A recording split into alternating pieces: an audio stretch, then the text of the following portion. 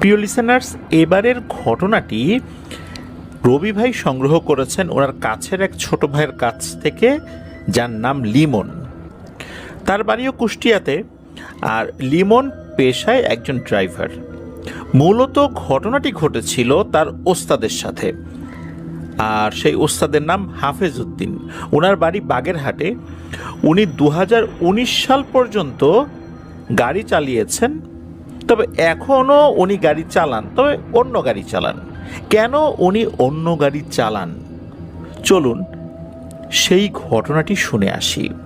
যারা ambulance related ঘটনা শুনতে পছন্দ করেন, আবার যারা হসপিটাল রিলেটেড ঘটনা শুনতে পছন্দ করেন, আমার মনে হয় তাদের জন্য এই ঘটনাটি একটি পারফেক্ট কম্বিনেশন হবে। কেন হবে? এই ঘটনার মধ্যে এই দুই জায়গার ভয়ানক বর্ণনাই রয়েছে। চলুন ঘটনায় চলে যাই। ঘটনাটি যখন ঘটে তখন সময়টা ছিল 2012। এই যে হাফেজ উদ্দিন, মানে যিনি ওস্তাদ, উনি তখন সবে অ্যাম্বুলেন্স চালানো শুরু করেছেন। উনি যখন দেখলেন যে ওনার আশেপাশে যারা অ্যাম্বুলেন্স চালক রয়েছেন তারা বেশ ভালোই উপার্জন করেন, পরিশ্রম কম, উপার্জন বেশি, এই কারণে উনি একটি মাইক্রোবাসকে অ্যাম্বুলেন্সে রূপান্তরিত করেন। এখন যেরকম অনেক দুর্দান্ত সমস্ত অ্যাম্বুলেন্সগুলো দেখা যায়, যেগুলো অ্যাম্বুলেন্সের জন্যই তৈরি করা হয়েছে, তো ওই সময় কিন্তু বিশেষ করে 2012 সালে এগুলোও ছিল, তবে এত ব্যাপক আকারে ছিল না। তখন এই সমস্ত উন্নত মানের অ্যাম্বুলেন্সগুলো আসছে কেবল। অধিকাংশ ক্ষেত্রে বা এখন এটা দেখা যায় যে বড় বড় মাইক্রোবাসগুলোকে বা ছোট মাইক্রোবাসগুলোকে অ্যাম্বুলেন্সে রূপান্তরিত করা হয়। ওনার মাইক্রোবাসটা মূলত অ্যাম্বুলেন্সে রূপান্তরিত করা হয়েছিল। প্রথমে যাত্রী টানত, পরবর্তীতে এটাকে অ্যাম্বুলেন্সে রূপান্তরিত করা হয়। তো মূলত উনি ঢাকা মেডিকেলের সামনেই ট্রিপ মারার জন্য অপেক্ষা করতেন, যেটা এখনও দেখা যায়। ঢাকা মেডিকেলের সামনে অসংখ্য অ্যাম্বুলেন্সগুলো দাঁড়ানো দেখা যায়। উনিও এরকমটাই করতেন, তবে কখনো যে টুকটাক ঘটনা ঘটতো না তার সাথে, বিষয়টা এরকম না, ঘটতো, তবে এগুলোকে উনি পাত্তা দিতেন না। রাত 10টার কাছাকাছি হঠাৎ করে ওনার পরিচিত এক ওয়ার্ড বয় ওনাকে ফোন করেন। তো উনি জরুরি বিভাগ যেটা, সেখানে যান। সেই ওয়ার্ড বয় বের হয়ে আসেন, এসে বলেন যে ভাই, আপনি তো পরিচিত লোক, আপনাকে একটা ট্রিপ দিতে চাই। এটা পাবনার সাথিয়া উপজেলার একটা গ্রামে যাবে।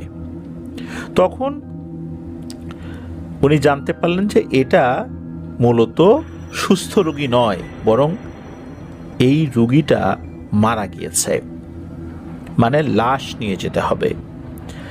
ওই ওয়ার্ড বয় লাশের সাথে থাকা বা সাথে আসা ওই ব্যক্তির ছোট ভাই, মানে ওই লাশ যার, তার ছোট ভাইয়ের সাথে পরিচয় করিয়ে দেন। তো তার সাথে কথাবার্তা হয়। ওয়ার্ড বয় কিন্তু ওই হাফেজ উদ্দিন ওস্তাদকে বারবার বলে দিয়েছিলেন যে ওস্তাদ, একটা বিষয় সাবধান, আপনি আল্লাহর নাম নিতে নিতে গাড়ি চালাবেন, আর খুব জরুরি প্রয়োজন ছাড়া কোথাও থামবেন না, আর ঠিকঠাক মতো যাবেন, ফেরার পরে আমাকে এবার জানাবেন যে ঠিকঠাক মতো ফেরত আসছেন, নাহলে আমি একটু চিন্তায় থাকব। তখন এই হাফেজ উদ্দিন যিনি ওস্তাদ, উনি বললেন যে আরে মিয়া, কি বলো, এই লাশ টানার কাজ তো একদম যে নতুন করতেছি তা তো না, এর মধ্যে তো বছরখানেক পার হয়ে গেছে, আর টুকটাক ঘটনা তো ঘটেই রে ভাই। এগুলো নিয়ে এত উদ্বিগ্ন হলে, এত ভয় পেলে তো এই অ্যাম্বুলেন্স চালানো যাবে না। এগুলো জেনে বুঝেই অ্যাম্বুলেন্স চালাতে নামছি, আর এ সমস্ত ঘটনা ঘটে তা আমি জানি। এখন দ্রুত লাশটার যে সমস্ত ফর্মালিটিস আছে শেষ করে বুঝাই দাও, চলে যাই। কারণ যেহেতু সাথিয়া যাইতে হবে, পথ তো একদম কাছে না, যমুনা সেতু পার হয়ে যেতে হবে। অল্প সময়ের মধ্যেই মোটামুটি লাশের যে ফর্মালিটিসগুলো ছিল হসপিটাল কর্তৃপক্ষ সেটা সম্পূর্ণ করে লাশটা বুঝিয়ে দেন। এরপর ওয়ার্ড বয়ের সহযোগিতাতেই ওই লাশের সাথে আসা তার ছোট ভাই তারপর ওয়ার্ড বয় তারা ধরে অ্যাম্বুলেন্সে লাশটি তুলে দেন। অন্য কোনো আত্মীয় স্বজন ছিল না, শুধু ওই লাশের সাথে থাকা ওই ছোট ভাই তিনি ছিলেন। তিনিও কিন্তু ড্রাইভার সাহেবকে বারবার বলে দিয়েছিলেন যে ভাই, আপনি কিন্তু খুব জরুরি প্রয়োজন ছাড়া, জরুরি প্রয়োজন বলতে ওয়াশরুমে যাওয়ার দরকার হয়েছে, ক্ষুধা লেগেছে, এই সমস্ত কারণে গাড়ি থামানো যাবে, তবে সেটা মানুষজনবিহীন কোনো জায়গায় না, আর আমি না বলা পর্যন্ত কোথাও কোনো গাড়ি থামাবেন না। হাফেজউদ্দিন যিনি, উনিও সম্মতি দিলেন, ঠিক আছে ভাই চলেন। লাশটা পেছনে রাখা হয়েছে, আর তার পাশেই ছোট ভাই বসে আছে। ওনার কাছে ছোট একটা কোরআন শরীফ ছিল, উনি সেটা পড়ছিলেন, বিভিন্ন দোয়া দুরূদ পড়ছিলেন, গুনগুন করেই উনি পড়ছিলেন। তো এভাবেই চলছে। এছাড়া কিন্তু গাড়িতে অন্য কোনো লোক ছিল না, মানে ওনার যে হেল্পার থাকবেন বিষয়টা এরকম ছিল না আর কি। উনি একাই তখন ছিলেন, হাফেজউদ্দিন আর লাশ, আর লাশের সাথে আসা সেই ছোট ভাই। তো গাড়ি ঠিকঠাক মতোই ঢাকার যে এরিয়াটা, এটা পার করে, সাভার এরিয়া পার করে, গাজীপুর এরিয়া পার করে, টাঙ্গাইল পার হয়ে যখন যমুনা সেতুতে উঠবে বা উঠে গেছে, তখন থেকেই মূলত সমস্যাটার সূত্রপাত হয়। হঠাৎ করেই এই হাফেজউদ্দিন ওস্তাদ উনি ওনার গাড়ির লুকিং গ্লাসে একটা দৃশ্য দেখতে পান। গাড়ি কিন্তু তখন যমুনা সেতুর উপর দিয়ে চলছে, আশেপাশে কিন্তু অনেক গাড়িও আছে, এরই মধ্যে একটা ট্রেনও পার হয়ে গেল, এটা উনি দেখলেন। উনি খেয়াল করলেন যে গাড়ির একদম পেছন সাইডে মনে হচ্ছে যে সোনালি রঙের টাইপের কোনো একটা কাপড় উঠছে। যদি পেছন দিকে কোনো কাপড় বাঁধা থাকে এবং গাড়ি চলতে থাকে, তখন কাপড়গুলো যেভাবে উঠতে থাকে ঠিক ওই রকম। অনেক সময় দেখা যায় লাশের গাড়ির সাথে একটা লাল কাপড় বাঁধা থাকে, যাতে করে পেছনে থাকা কোনো গাড়ি বুঝতে পারে যে এটা লাশের গাড়ি। আবার লাশের গাড়িগুলো সাধারণত দেখা যায় যে ট্রাফিক পুলিশ সাধারণত ছেড়ে দেয়, দ্রুত ছেড়ে দেয়, এটা বোঝানোর জন্যই মূলত লাল কাপড় বেঁধে দেওয়া হয়। কিন্তু ওনাদের গাড়িতে কোনো লাল কাপড় বাঁধা না থাকলেও পেছনে কেন এই কাপড়টা চলে আসলো, ঘটনাটা কি? প্রথমে এই হাফেজউদ্দিন ওস্তাদ উনি চিন্তা করলেন যে আমার গাড়ির মধ্যে কি এই টাইপের কোনো কাপড় ছিল না, তো এরকম তো কোনো কাপড় ছিল না। তাহলে উনি লুকিং গ্লাসে কেন ওই কাপড় উঠতে দেখছেন? উনি আবার ওই যে পেছনে থাকা ছোট ভাইকে বললেন যে ভাই, আমি তো দেখছি লুকিং গ্লাসে যে পেছনে একটা কাপড় উঠছে, দেখেন তো ঠিকঠাক আছে কিনা, পেছনে আসলেই কোনো কাপড় উঠছে কিনা। তখন ওই ছোট ভাই কোরআন শরীফ পড়া থামিয়ে উনি আবার উকি দিয়ে দেখার চেষ্টা করলেন। তো উনি বললেন যে না তো ভাই, কোনো কাপড় তো উঠছে না, আপনি যেহেতু লুকিং গ্লাস এটা দেখতে পাচ্ছেন, সুতরাং আপনি এই দিকে তাকায়েন না, এদিকে খেয়াল করেন না, আপনি সোজা গাড়ি চালিয়ে যান। তো উনি এই কথা মেনে নিলেন, সোজা গাড়ি চালানো শুরু করলেন। যথারীতি অল্প সময়ের মধ্যেই যমুনা সেতু পার হয়ে গেলেন। যমুনা সেতু পার হওয়ার পর বিভিন্ন হাইওয়ের যে রেস্টুরেন্টগুলো সেগুলো কিন্তু রয়েছে। তখন এমন একটা রেস্টুরেন্টে ওনারা গাড়ি থামালেন। গাড়ি থামানোর পর হালকা নাস্তা সেরে নিলেন, ওয়াশরুমে গেলেন, হাত মুখ ধুয়ে নিলেন, অজু করে নিলেন সবাই। এরপর আবার গাড়ি চালানো শুরু করলেন। তো যখন গাড়ি চালানো শুরু করেছেন, তখন এই যে ড্রাইভার সাহেব উনি বলছেন যে এদিক দিয়ে একটা শর্টকাট রাস্তা আছে সাথিয়া যাওয়ার জন্য, বনপাড়া হয়ে যেতে হবে। তখন কোনোভাবেই এই যে লাশের যে ছোট ভাই সে রাজি হচ্ছে না, বলছে না ভাই, ওই দিক দিয়ে যাওয়া যাবে না, সমস্যা আছে, আপনি বুঝতে পারছেন না, আমি এত কিছু বলতে আপনাকে এখন পারবো না, আপনি ওই পথ দিয়ে যায়েন না, আমি যেই পথ দিয়ে যেতে বলি সেটা দিয়ে আপনি যান। এখন ড্রাইভার সাহেব বলছে যে ওইটা তো আরও তাড়াতাড়ি যাওয়া যাবে, যেহেতু আপনি বিভিন্ন সমস্যার কথা বলছেন, তাহলে তো এই পথ দিয়ে গেলেই সুবিধা হয়।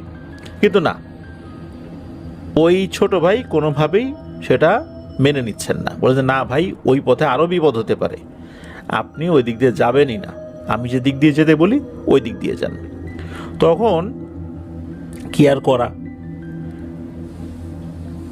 ছোট ভাইয়ের কথাই মেনে নিয়ে ড্রাইভার সাহেব হাফিজ উদ্দিন উনি সেই পথেই গাড়ি চালাতে শুরু করেন।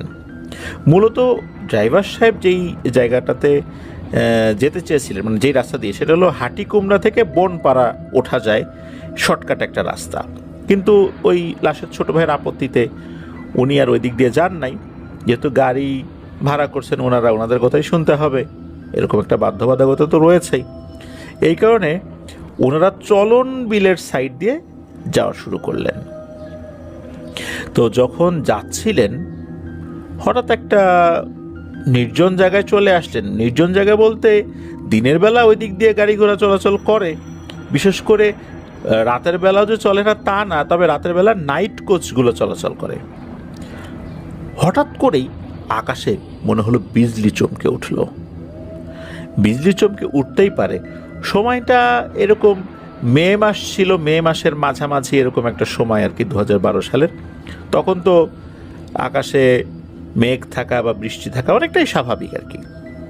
তো এই চিন্তা করে বিষয়টাকে ওনারা অস্বাভাবিকভাবে নেন নাই। কিন্তু এরপর যেটা ঘটা শুরু করে, এটাতে ড্রাইভার সাহেব এবং ভেতরে থাকা লাশের ছোট ভাই খুব চমকে যান। হঠাৎ করে কি হয়, এই মাইক্রোবাস তথা অ্যাম্বুলেন্সের সামনে যে কাঁচ রয়েছে, এই কাঁচের উপর ধপাস করে এসে একটা কাক পড়ে। তবে দেখে মনে হচ্ছিল কাকটা মৃত। কাকটাকে কিভাবে সরানো যায়? তখন গাড়ির সামনে কিন্তু আমরা দুটো স্টিক দেখতে পাই। বৃষ্টি হলে এই স্টিকটা একবার এপাশে যায়, একবার ওপাশে যায়। এটা একটা বিশেষ নাম রয়েছে। তো ওইটা দিয়ে ওই কাকটাকে উনি সরাতে সক্ষম হয়েছিলেন। যদিও বা ওই জিনিসটা তো খুব হালকা, আর কাকের বডি তো ভারী, তারপরেও এটা সম্ভব হয়েছিল আল্লাহর রহমতে। সমস্যা দেখা দিল প্রথম কাকটা সরানোর পর আর একটা কাক এসে গাড়ির কাঁচের উপর ধবাস করে পড়ল। এটাও মৃত কাক, নড়াচড়া করছে না। এবারও উনি চেষ্টা করলেন সেটাকে সরিয়ে দেওয়ার। সেটাকে সরানোর আগেই আবার আর একটা কাক এসে পড়ল। মনে হচ্ছে কেউ মৃত কাকগুলোকে ছুঁড়ে ছুঁড়ে গাড়ির কাঁচের উপর ফেলছে, আর যে ফেলছে সে গাড়ির থেকেও দ্রুত গতিতে সামনের দিকে এগিয়ে যাচ্ছে। কিন্তু সামনের দিকে এগোলেও তার মুখমণ্ডল বা বডিটা মনে হচ্ছে যে গাড়ির দিকে ঘোরানো, অর্থাৎ পিঠটা পেছন দিকে। ওই অবস্থায় হাতে মনে হচ্ছে কাক নিয়ে নিয়ে গাড়ির সামনের কাঁচের উপর ছুঁড়ে মারছে, কিন্তু কে মারছে এটা দেখা যাচ্ছে না। তবে কেউ একজন মারছে এটা স্পষ্ট। এভাবে একটা না দুটা না, প্রায় 20 থেকে 25টি মৃত কাক এসে গাড়ির কাঁচের উপর পড়েছে। আর এত জোরে জোরে রানিং গ্লাসের উপরে এই ভারী জিনিস পড়ার কারণে গ্লাসে ফাটল দেখা দেয়। তবে ফাটল দেখা দিলেও কাঁচ ভেঙে গুঁড়ো গুঁড়ো হয়ে যায় নাই, গাড়ি চালানো যাচ্ছিল। তো এরকম করতে করতেই ওনারা দাসুরিয়া মোড়ের কাছে চলে আসেন। আর ভেতর থেকে কিন্তু সেই ছোট ভাই বারবার বলছে, উনি কোরআন তেলাওয়াত বাড়িয়ে দেন আর মাঝে মাঝে বলছেন, ভাই খবরদার গাড়ি কিন্তু থামায়েন না, গাড়ি থামালে আপনিও শেষ, আমিও শেষ, সব শেষ, এখানেই আমাদের লাশ হয়ে যেতে হবে। তো উনি গাড়ি থামাচ্ছেন না। এক পর্যায়ে দাসুরিয়া মোড়ে আসার পর ওখান থেকে একটা শর্টকাট রাস্তা রয়েছে। তখন ওই ছোট ভাই বলেন যে এখন আমরা এই শর্টকাট রাস্তায় যাব। তবে এবারে উনি গাড়ি থামাতে বলেন ওই ছোট ভাই। থামানোর পর উনি গাড়ি থেকে নামেন, গাড়িতে বিভিন্ন দোয়া দুরুদ করে ফু দেন। এই ড্রাইভার সাহেব মানে এই হাফিজ উদ্দিন সাহেব তার শরীরে ফু দেন, নিজের শরীরেও উনি ফু দেন। এরপর আবার গাড়িতে ওঠেন, মানে এবার আল্লাহর নামে গাড়ি চালান। আর ইতোমধ্যে কি হয়েছে যে এই সমস্যা যেহেতু শুরু হয়েছে, ওনার যে আত্মীয় স্বজন ছিল, এই লাশের সাথে আসা যে ছোট ভাই, তাদের যে আত্মীয় স্বজন ছিল তাদেরকে মোবাইল ফোনে কল করে এগিয়ে আসতে বলেছেন। তাদের তো বাইক আছে, যার যার বাইক আছে, এরকম 5-6টা বাইক নিয়ে এগিয়ে আসতে বলেছেন। কোন পথ দিয়ে আসবেন সেটাও বলে দিয়েছেন, যে পথ দিয়ে এখন গাড়িটা এগিয়ে যাবে সেই পথে তাদেরকে আসতে বলা হয়েছে। তো এরপর গাড়ি চলা শুরু করে। চলতে চলতে এমন একটা জায়গায় গাড়ি চলে আসে যে এই রাস্তাটা একদম বরাবর চলে গেছে, মানে সোজা চলে গেছে। রাস্তার দুই ধারে অনেক ধানি জমি রয়েছে, ওই দিক দিয়ে গাড়ি চলা শুরু করেছে। এখন নাকি এই রাস্তার অনেক উন্নতি হয়েছে, তবে 2012 সালে কিন্তু এতটা উন্নত ছিল না সেখানে। গাড়ি চলছে চলছে, হঠাৎ করে এই হাফিজউদ্দিন সাহেব একটা দৃশ্য দেখতে পান। এই একই দৃশ্য কিন্তু ওই লাশের সাথে থাকা ছোট ভাইও দেখতে পেয়েছেন। দেখা যায় যে একজন বৃদ্ধ আর একজন বৃদ্ধা আস্তে আস্তে খুব স্লো হেঁটে হেঁটে রাস্তা পার হচ্ছে। দূর থেকে গাড়ির আলোতে এই দুইজনকে দেখতে পেয়ে গাড়ির স্পিডটা স্লো করে দিয়েছেন। তখন এই যে ছোট ভাই বলছেন যে ভাই গাড়ি চালান, গাড়ি চালান, গাড়ি থামাবেন না, এগুলোর গায়ের উপর দিয়ে চালিয়ে দেন। তখন এই হাফিজউদ্দিন সাহেব বলছেন, কি রে ভাই, কি কথা বলেন এগুলা, এই দুইজন বৃদ্ধ লোকের উপর দিয়ে আমি গাড়ি চালাই দেব, এটা তো হয় না। তখন ওই ছোট ভাই বলছেন যে না ভাই, আপনি যেটা দেখছেন সেটা ঠিক না, এরা বৃদ্ধ নয়, এরা আমাদেরকে মারার জন্য আসছে, চালান চালান। এখন হয় কি যে হাফিজউদ্দিন সাহেব উনি এই বিষয়টা মেনে নিতে পারছিলেন না, যেটা কিভাবে সম্ভব, এতক্ষণ যেটা হচ্ছিল হচ্ছিল, কিন্তু আমি কিভাবে জলজান্ত দুটো মানুষের গায়ের উপর দিয়ে গাড়ি উঠাই দিই, আর এরপরে এখানে হই হট্টগোল বেঁধে যাবে, তখন তো পাবলিকে এসে গণপিটুনি দিয়ে মেরে ফেলবে, সব শেষ। উনি যেটা করেছেন সেটা হচ্ছে গাড়ি স্পিড কমিয়ে দিয়েছেন, কমাতে কমাতে একটা পর্যায়ে এসে উনি গাড়ি সম্পূর্ণরূপে বন্ধ করে দেন। বন্ধ করে দেন বলতে গাড়িটা দাঁড় করিয়ে ফেলেন। তখন কিন্তু ওই বৃদ্ধ বৃদ্ধা রাস্তার মাঝখানটা পার করে ফেরে একটু এগিয়েছেন, মানে একদম রাস্তার মিডিলে এটাও বলা যাবে না, বাম পাশ থেকে ডান পাশে আসছিল, মিডিল পার হয়ে আরও একটু ডান পাশের দিকে চলে গিয়েছেন। আর তখন এই দুইজন থেমে যায়, রাস্তার পার হয় না। তখন গাড়ির দিকে ঘুরে এই দুইজন একসাথেই হেসে দেয়, একজন পুরুষ একজন মহিলা বৃদ্ধ। আর যখন হেসে দিয়েছে তখন আরও একটা দৃশ্য এই হাফিজউদ্দিন সাহেব এবং ওই ছোট ভাইও দেখতে পায়। তারা দেখতে পায় যে এই দুইজনের মুখে কোনো দাঁত নেই, আর যখন হেসে দিয়েছে মুখমণ্ডলটা স্বাভাবিকের তুলনায় বেশ বড়ই। আর যেহেতু গাড়ির সামনের লাইটগুলো জ্বলছিল, কেউ যদি মুখটা বড় করে হেসে দেয় তাহলে কিন্তু মুখের মধ্যে জিহবা এটা তো দেখা যাবে, কিন্তু না, মনে হচ্ছিল তাদের মুখের মধ্যে দাঁত তো নাই, আর মুখের মধ্যে গভীর নিকষ কালো অন্ধকার। হেসে দেওয়ার পরপরই তারা মনে হলো খুব দ্রুত রাস্তার ডান পাশ দিয়ে নেমে মাঠের মধ্যে চলে গিয়ে ভ্যানিশ হয়ে গেল। তখন ওই ছোট ভাই বলছে যে ভাই, আপনাকে বললাম যে গাড়ি থামায়েন না, থামায়েন না, তারপর আপনি গাড়ি থামাইলেন, এখন দ্রুত গাড়ি চালান। তখন হাফিজউদ্দিন সাহেব যখন গাড়ি স্টার্ট আবার দেবেন, ইতোমধ্যে কি হয়েছে, স্টার্ট যে কখন বন্ধ হয়ে গেছে এটা কিন্তু হাফিজউদ্দিন সাহেব বুঝতে পারেন নাই, অথচ সামনের লাইট জ্বলছে, কিন্তু সামনে দুটো লাইট জ্বলছে কিন্তু স্টার্ট বন্ধ হয়ে গেছে।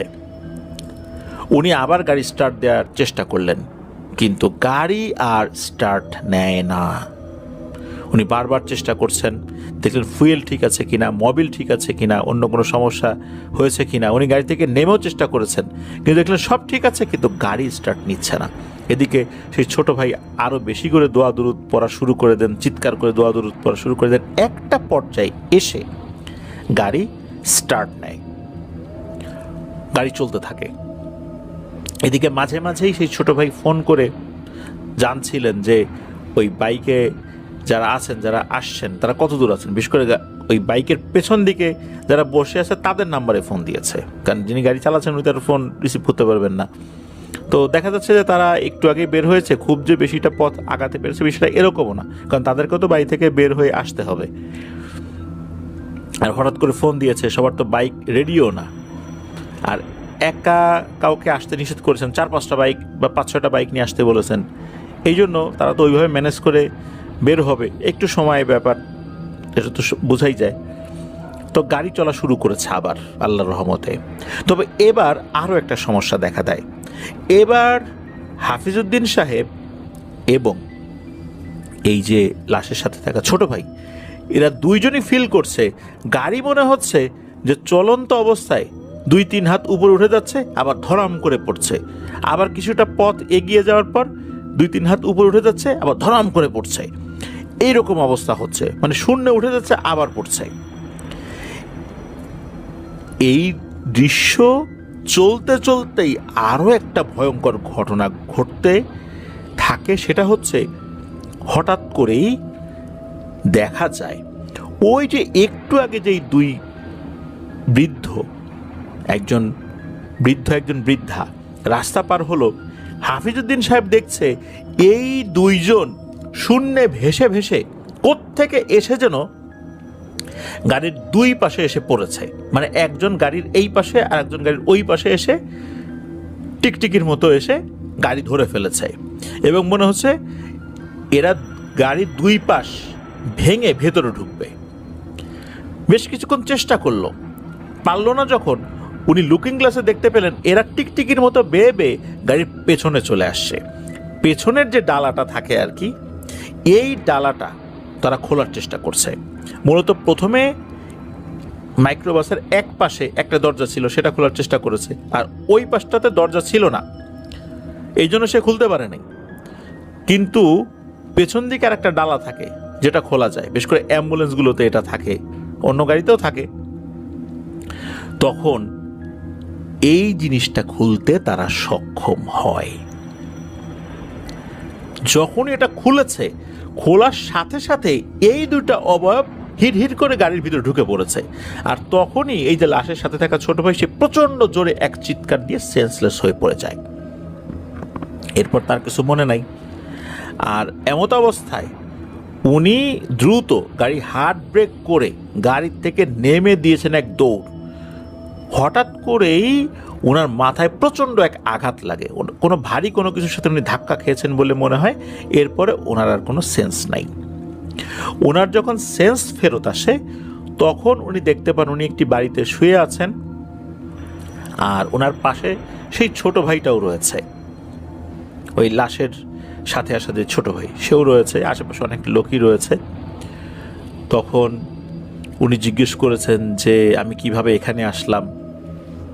তখন ওই ছোট ভাই প্রথমে একটু রাগান্বিত কণ্ঠেই বলেন যে ভাই, আপনাকে কতবার করে বললাম আপনি গাড়ি থামায়েন না, আপনি ওখানে থামানোর কারণেই যে বিপদে আমরা পড়েছি, এই বিপদটা একটা অপূরণীয় ক্ষতি করেছে, আর আমাদের জীবন যে চলে যায় নাই আল্লাহর কাছে এটাই শুকরিয়া।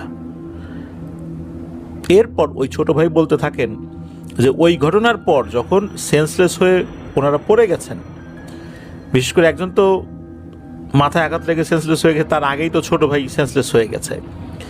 আবার হয়েছে কি, ওই যে বাইক নিয়ে যারা আসছিল তারা যখন ওই পথ দিয়ে আগাতে আগাতে এসেছে, তখন দেখে যে দূরে একটা মাইক্রোবাস দেখা যাচ্ছে, কিন্তু মাইক্রোবাসের আগানোর কোনো লক্ষণ দেখা যাচ্ছে না। তখন ওনারা এগিয়ে যখন মাইক্রোবাসের কাছে আসছেন, দেখেন যে মাইক্রোবাসের ভেতরে ওই ছোট ভাই অজ্ঞান হয়ে পড়ে আছে। তখন তাকে জ্ঞান ফেরানো হয় পানির ছিটা টিটা দিয়ে। ওই গাড়ির ভিতরে পানি ছিল, সেই পানির ছিটা দেওয়া হয়। এরপর ড্রাইভার সাহেবকে খোঁজা হয়। ড্রাইভার সাহেব কাছাকাছি ছিলেন, মূলত উনি ওই পা ফসকে পড়ে গিয়েছিলেন। পড়ে যাওয়ার পর ওই মাটিতে থাকা কোনো একটা ভারী জিনিসের সাথে ওনার মাথায় ধাক্কা লাগে। মূলত উনি দাঁড়ানো অবস্থায় ধাক্কা লেগেছে, বিষয়টা এরকম না। তো ওখান থেকে তাকে উদ্ধার করা হয়, মাথায় বেশ আঘাত পেয়েছিলেন। আর গাড়ির মধ্যে কোনো লাশ ছিল না। এখন লাশ নাই, লাশ কোথায় গেল? ওনারা তন্ন তন্ন করে খুঁজতে থাকেন লাশ কোথায় গেল। এদিকে হয় কি, যারা আসছেন বাইক নিয়ে, এদের মধ্যে একজন আবার গাড়ি চালাতে জানতেন। ড্রাইভার সাহেবকে গাড়িতে তোলা হয়, ছোট ভাইকেও তোলা হয়। তখন ওনারা গাড়ি আস্তে আস্তে আগাচ্ছেন এবং খোঁজার চেষ্টা করছেন কোথায় এই লাশটা নিয়ে যেতে পারে, লক্ষণ খুঁজছেন। মোটামুটি ওনারা 7 থেকে 8 কিলোমিটার খুব স্লো গাড়ি চালিয়েছেন। আর ওই যে বাইক নিয়ে যারা আসছেন ওনারাও তো পেছন পেছন আসছেন, চিন্তা করছেন কোথায় যেতে পারে 7-8 কিলোমিটার দূরে একটা জায়গায় দূর থেকে মনে হয়, কারণ ওনারা আবার ওই বাইক জায়গায় জায়গায় থামিয়ে বাইকের যে হেডলাইট রয়েছে এই হেডলাইটের আলোটা ওই বাইকের সামনের যেই হ্যান্ডেলটা রয়েছে এটা ঘুরিয়ে ঘুরিয়ে ধান ক্ষেত, আশেপাশে তো অনেক ধান ক্ষেত রয়েছে, সেখানে দেখার চেষ্টা করছেন। একটা জায়গায় মনে হলো একটা জায়গায় ধান ক্ষেত বেশ এলোমেলো, তো ওই জায়গাতে ওনারা অনুসন্ধানের জন্য নেমে পড়েন। ওখানে গিয়েই লাশটা পাওয়া যায়। আর লাশটা যখন পাওয়া যায়, লাশের শরীরে কোনো কাপড় চোপড় ছিল না, তবে লাশের বুকের উপর বেশ বড় একটা গর্ত দেখা যাচ্ছিল, আর লাশের চোখ দুটো উপড়ানো ছিল। ওই অবস্থাতেই লাশটা তোলা হয়, তারপরে বাড়িতে ফেরত আনা হয়, দ্রুত দাফন কাফন করা হয়। তবে যারা গোসল করাচ্ছিলেন তারা বলেছেন এই লাশের মধ্যে হৃৎপিণ্ডটা নাই আর চোখ দুটোও নাই। লাশ দাফন কাফন করা হয়, আর এরপরে মূলত ওই যে ওনার জ্ঞান ট্যান ফিরেছে। তখন উনি বলেন যে আসলে ঘটনাটা কি। তখন ওই বাড়ির লোকজন, বিশেষ করে ছোট ভাই, বলেন যে এই যে ব্যক্তি, ওনার ডাক নাম হচ্ছে শফিক। স্থানীয়ভাবে উনি শফিক ভিপি নামে পরিচিত ছিলেন। ভিপি বলতে যে ভাইস প্রেসিডেন্ট আর কি। তবে উনি কি কোনো কলেজের ভিপি ছিলেন না কি ছিলেন, কেন তাকে ভিপি বলা হয়, এই বিষয়ে অবশ্য এই যে যিনি ঘটনা রবি ভাইকে দিয়েছেন, লিমন ভাই, উনি বলতে পারেন নাই। তবে লোকালি তিনি শফিক ভিপি নামেই পরিচিত। তো এই যে শফিক ভিপি যিনি, উনি একজন কবিরাজের সহযোগী ছিলেন। এই কবিরাজ ওনার মৃত্যুর 17 থেকে 18 দিন আগে রহস্যজনকভাবে মৃত্যুবরণ করে তার বাড়িতে। তবে জানা যায় যে উনি কোনো এক সাধনা করতে গিয়ে বিপদে পড়ে মারা গিয়েছিলেন। কোনো প্যারানরমাল এন্টিটি তাকে নৃশংসভাবে হত্যা করেছে। মূলত এর পরেই এই শফিক ভিপি উনি খুব আতঙ্কগ্রস্ত হয়ে পড়েন। নিজের ঘরে নিরিবিলিভাবে উনি থাকতে পছন্দ করা শুরু করেন, মানুষ থেকে কম মেশা শুরু করেন আর কি, মানুষের সাথে খুব আতঙ্কগ্রস্ত হয়ে উনি পড়েন আর কি। আর কবিরাজ যে সমস্ত অপকর্মগুলো করতো, উনি তার অন্যতম সহযোগী ছিলেন আর কি। উনি কাজগুলো এগিয়ে দিতেন। এখন ওনার উপর তো বিপদ আসতে পারে, এই জন্য উনি খুব নিরিবিলি জীবনযাপন করা শুরু করেন। এর মধ্যে একদিন রাতের বেলা এক চিৎকার শুনে এই শফিক ভিপির ছোট ভাই, মানে এই যে লাশের সাথে আসা যে ছোট ভাই, উনি দরজা ভেঙে তার ভাইয়ের ঘরে ঢুকে দেখেন এক বিভৎস দৃশ্য। সেটা হচ্ছে এই শফিক ভিপির হাতের যেই অংশটা, এই অংশটা মানে পুরো কাঁধ থেকে আমাদের হাতের আঙ্গুল পর্যন্ত, দুই হাতই মনে হচ্ছে যে এটা যেই দিকে আসলে ঘুরে থাকে, আমাদের বুক বরাবর ঘুরে থাকে, এইটা পিঠ বরাবর ঘুরিয়ে দেয়া। পায়ের অবস্থাও একই রকম, মনে হচ্ছে হাড় ভেঙে উল্টো দিকে ঘুরিয়ে দিয়েছে। আরো ভয়ঙ্কর ব্যাপার হচ্ছে তার মাথাটাও উল্টো দিকে ঘুরিয়ে দেয়া। মাথাটা যদি উল্টো দিকে পুরো 180 ডিগ্রি উল্টো ঘোরানো থাকে, তাহলে কিন্তু কোনো মানুষের বাঁচার সম্ভাবনা থাকে না। আর এখানেই সবচেয়ে বড় অদ্ভুত ব্যাপার, সেটা হলো ওই শফিক ভিপি তখনও জীবিত ছিলেন, কথা বলতে পারছিলেন না, চোখ দুটোতে আতঙ্কের ছাপ ছিল। ওই অবস্থাতেই তাকে দ্রুত উদ্ধার করে পাবনা সদর হসপিটালে নিয়ে যাওয়া হলে তারা বলেন যে এই লোকের শরীরে হাত দেওয়া যাবে না। অন্যান্য অঙ্গ প্রত্যঙ্গে হাত দেওয়া গেলেও তার ঘাড়ের অংশে কোনোভাবে হাত দেওয়া যাবে না, কারণ এটা অনেক পরীক্ষা নিরীক্ষা করতে হবে। কারণ ঘাড় যদি এভাবে ঘুরে যায়, কারো বেঁচে থাকারই কথা না, কিন্তু উনি জীবিত আছেন। ভালো দক্ষ কোনো ডাক্তার এইটা খুব ভালো করে এমআরআই বা অন্যান্য যে সমস্ত টেস্ট রয়েছে সেগুলো করার পর তারা সিদ্ধান্ত নেবেন। আর এ লোক এখনো জীবিত আছে কিভাবে, সেটাই হচ্ছে কথা। তখন দ্রুত ঢাকা মেডিকেলের উদ্দেশ্যে রওনা দেন, কারণ ঢাকা মেডিকেলে তাদের এই শফিক ভিপিরই এক শ্যালক চাকরি করতেন, তার সাথে যোগাযোগ করা হয়।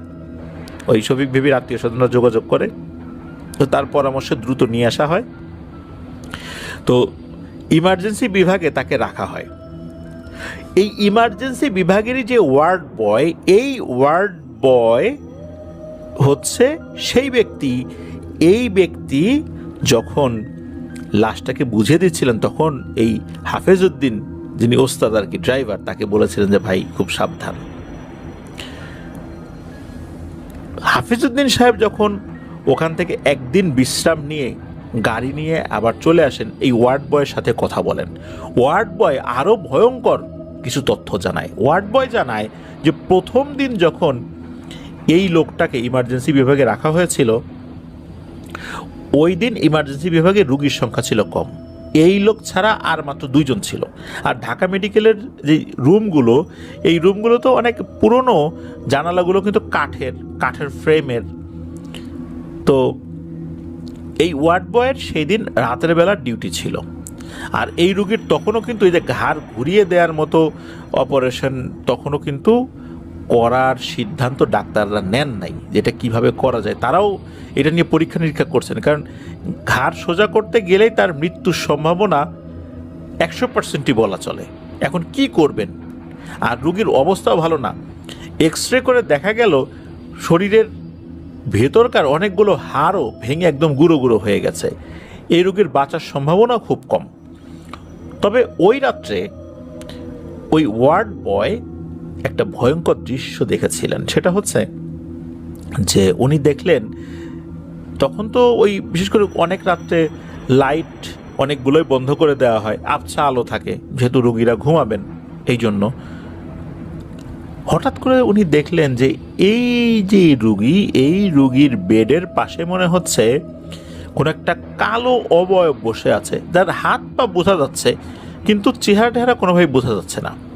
আর এই কালো অবয়বটা কি করেছে, তার হাতটা এই রুগীর মানে এই যে শফিক ভিপি সাহেবের মুখের ভিতরে ঢুকিয়ে দিয়েছে।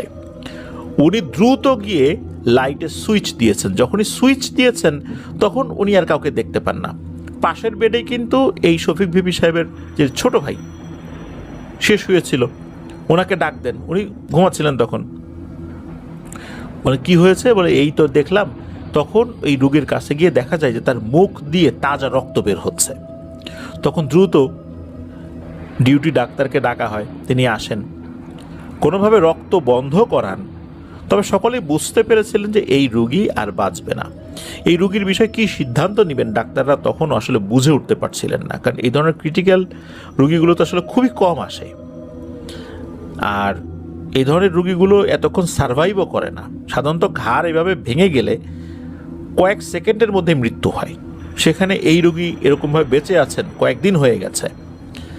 দ্বিতীয় দিন তারা সিদ্ধান্ত নেবেন, দ্বিতীয় দিনই নিতে পারেন নাই, কোনোভাবে ট্রিটমেন্ট দেয়া হচ্ছে আর কি, তখনও জীবিত আছেন, তবে কথা বলতে পারছেন না উনি। দ্বিতীয় দিন রাত্রেও ওই ওয়ার্ড বয়ের ডিউটি ছিল ওখানে। দ্বিতীয় দিন রাতের বেলা হঠাৎ করে ওই ওয়ার্ড বয় দেখতে পান যে ওয়াশরুমের যে করিডরটা রয়েছে, মানে উনি তখন অন্য সাইডে ছিলেন, তখনও ভেতরে ঢোকেন নাই। যখন একবার ঢুকেছেন তখন দেখেছেন যে রুগী সব ঠিকঠাক আছে, সবাই শুয়ে আছে রাতের বেলা। আর ওই ছোটো ভাই সেও আরেকটা বিছানায় শুয়ে আছে। উনি তখন অন্য আরেকটা সাইডে গিয়েছেন, সেদিক দিয়ে যখন ফিরছেন ওয়াশরুমের করিডরের ওখানে উনি দেখেন যে কোনো একটা রুগী অন্য আর একটা লোকের উপর ভর করে ওয়াশরুমের দিকে এগিয়ে যাচ্ছে। আর যার উপর ভর করে এগিয়ে যাচ্ছে মনে হচ্ছে কোনো কালো একটা অবয়বের মতো কিছু একটা। তো উনি কি করেছেন, ওনার কাছে সবসময় ছোট্ট একটা টর্চ লাইট থাকতো, এটা হয়তো যারা ওইভাবে ডিউটি করেন তাদের কাছে থাকে। উনি যখনই টর্চ লাইটটা ধরেছেন দেখেন যে ওই লোকের সাথে কিছুই নেই, আর সাথে সাথে ওই অবয়বটা পড়ে যায়। কাছে গিয়ে দেখতে পান এটা আর কেউ না, এটা হচ্ছে ওই যে শফিক ভিপি, যার ঘাড়টা ঘুরানো। তখন উনি তো ডাকাডাকি শুরু করেন সবাইকে, সবাই চলে আসে, তখন তাকে ওখান থেকে নিয়ে যাওয়া হয়। দেখেন যে ওনার ঘাড় কিন্তু ওই রকমই, কিন্তু উনি যখন দেখছিলেন তখন কিন্তু তার ঘাড়টা স্বাভাবিক মানুষের মতো ছিল। উনি তো অবাক হয়ে যান এটা কি হচ্ছে। মূলত ওই রাতটাই উনি সারভাইভ করেছিলেন, জীবিত ছিলেন। পরের দিন সন্ধ্যার পর উনি মারা যান। ওনার আসলে কোনো ট্রিটমেন্ট করার সুযোগ হয় নাই, কারণ ওনার ঘাড়ে হাত দেওয়ার মতো সুযোগ ছিল না। ওনার মৃত্যুর পরেই মূলত ওনার ঘাড়টা সোজা করা হয়েছিল। এরপরই যখন লাশটা পাবনার সাথিয়াতে নিয়ে যাওয়া হবে, তখন এই ওয়ার্ড বয় ওনার পরিচিত একজন অ্যাম্বুলেন্স চালককে ফোন করেছিলেন, যিনি হচ্ছেন এই হাফিজউদ্দিন সাহেব। তখন মূলত বলেছিলেন যে এই মানে একটু সাবধানে নিয়ে যাবেন। ওই সময় এই বিষয়টা বলেন নাই, বললে আবার গাড়ি চালানোর সময় ভয় পেতে পারেন। আর লাশের সাথে থাকা তার ছোট ভাই, উনি বলেছিলেন। তো ওয়ার্ড বয়ের কাছ থেকে এই বিষয়টা শোনার পর উনি বুঝতে পেরেছিলেন যে আসলে ব্যাপারটা এরকম হয়েছে কেন। মূলত ওইখানে থাকা অবস্থাতে উনি জানতে পেরেছিলেন যারা কবিরাজ টাইপের লোক, তো বা কবিরাজের যারা সহযোগী, তাদের মৃত্যুর পর হৃৎপিণ্ড, চোখ, এগুলো এই প্যারানরমাল এন্টিটিগুলো বা পিশাচ শ্রেণীর জিনগুলো এরা নিয়ে যায়। নেয়ার পর তারা জাদুটোনা করে, জাদুবিদ্যা, তন্ত্রবিদ্যায় তারাও পারদর্শী হওয়ার চেষ্টা করে। তো এই জন্যই মূলত এই ঘটনাটি ঘটানো হয়েছিল। আর তাকেও এই কবিরাজের সহযোগী হওয়ার কারণে নির্মমভাবে মৃত্যুবরণ করতে হয়েছে, কারণ সেও এই অপকর্মের সহযোগী ছিল। তো এই ঘটনার পরেও কিন্তু এই হাফিজউদ্দিন সাহেব উনি অ্যাম্বুলেন্স চালিয়েছেন। ছোটোখাটো অনেক ঘটনা তার সাথে ঘটেছে। যেমনটা হচ্ছে যে লাশ নিয়ে যাচ্ছেন, হঠাৎ করে লাশ গাড়ির পেছনে উঠে বসেছে। এরপর লাশের সাথে থাকা অন্যান্য আত্মীয় স্বজন চিৎকার চেঁচামেচি শুরু করেছে। তারপর গাড়ি ভারী হয়ে গেছে। এরকম অনেক ব্যাপার ওনার সাথে ঘটেছে। তবে উনি 2018 সালের শেষ দিকে এসে উনি অ্যাম্বুলেন্স চালানো ছেড়ে দেন। 2019 সালের কোনো একটা সময়ে এসে উনি কক্সবাজারে একটি বড় হোটেলে চাকরি নেন। ওই হোটেলে ট্যুরিস্টদেরকে বহন করার জন্য বড় মাইক্রোবাস রয়েছে, বা কোস্টার যে ছোট ছোট মিনি বাসগুলো রয়েছে, এগুলো রয়েছে। উনি এখন সেগুলো চালান। মাঝে মাঝে কক্সবাজার এয়ারপোর্টে ট্যুরিস্ট নামলে হোটেল কর্তৃপক্ষ তাদের সার্ভিসের মাধ্যমে তাদেরকে নিয়ে আসেন হোটেলে, এটা করেন। আবার ইনানি যে মেরিন ড্রাইভ রয়েছে, এদিকে নিয়ে যান। মানে ট্যুরিস্টদেরকে বহন করার কাজেই উনি এখন নিয়োজিত রয়েছেন। এই হাফিজউদ্দিন সাহেব উনি এখন আর অ্যাম্বুলেন্স চালান না।